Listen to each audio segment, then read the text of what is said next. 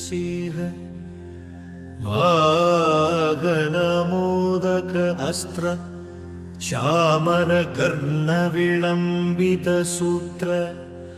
वामन रूप महेश्वर पुत्र विघ्न विनायक पाद नमस्ते विघ्न विनायक पाद नमस्ते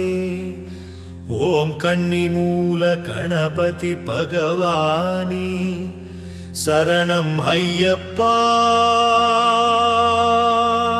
बोधवीरं महाभोज्यं सर्वरक्षोहरं विभुं पार्वतीरतयानन्दं शास्तारं प्रणमाम्यहं स्वाम्य शरणं अय्यप्पा